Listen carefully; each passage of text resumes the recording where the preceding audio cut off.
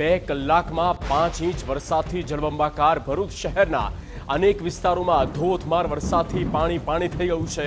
ફાટા તળાવ ફુરજા સેવાશ્રમ રોડ વિસ્તારમાં મુશળધાર વરસાદ, ભારે વરસાદથી રોડ રસ્તા પર પાણી ફરી વળ્યા છે। શહેરના અનેક જાહેર માર્ગ પર જળમગ્ન થયું છે। ધોધમાર વરસાદને કારણે શહેરમાં જળબંબાકારની સ્થિતિ બની ચૂકી છે। તો પૂજા વિસ્તારમાં વરસાદી પાણીમાં બાઇક ચાલક તણાઈ ગયો છે અને વરસાદી પાણીના પ્રચંડ પ્રવાહમાં વાહનો પણ તણાઈ ગયા છે।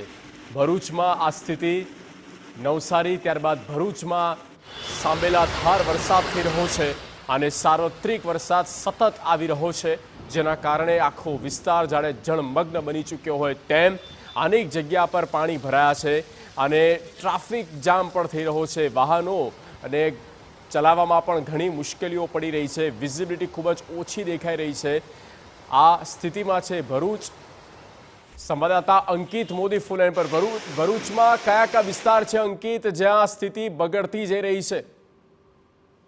છેલ્લા 2 કલાક ઉપરાંતથી સતત ભારે વરસાદ વરસી રહ્યો છે। ભરૂચના લગભગ કહી શકાય એક પણ વિસ્તાર એવો નથી કે જેમાં પાણીના કારણે લોકોએ સમસ્યા પડ્યો ન હોય।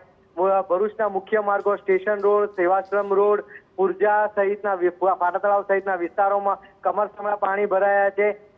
મુખ્ય માર્ગ સેવાશ્રમ રોડ છે તેને બંધ કરવા માટેની ફરજ પડી છે, જ્યારે પુરજા વિસ્તારમાં જે ફ્લેશ ફ્લડ કહી શકાય તે પ્રકારનો પ્રવાહ વરસાદી પાણીનો નજરે પડી રહ્યો છે। વાહનો તણાઈ રહ્યા છે, એક વાહન ચાલક પણ તણાયો હતો।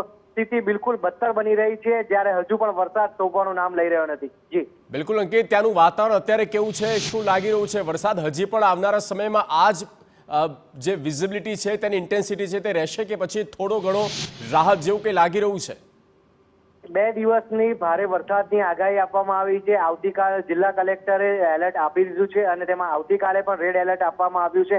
આજે પણ એલર્ટ છે, જેને વરસાદનું જોખમ વધી રહ્યું છે અને વરસાદનો કહેર પણ કહી શકાય કે બિલકુલ વધી રહ્યો છે। જી આભાર અંકિત, તમામ માહિતી માટે। 2 કલાકમાં 5 ઇંચ વરસાદ થઈ ગયો છે ભરૂચમાં। ભરૂચના અનેક વિસ્તારો કે જે પાણીથી જળથી તરબોળ થઈ રહ્યા છે અને લોકો તેની ક્યાંક એ પરિસ્થિતિનો સામનો પણ કરી રહ્યા છે। લોકો પ્રભાવિત પણ થયા છે। રોડ રસ્તા પર પાણી થઈ ચૂક્યું છે। ભરૂચના અનેક વિસ્તારો એવા છે જ્યાં પાણીનો ભરાવો થઈ ગયો છે।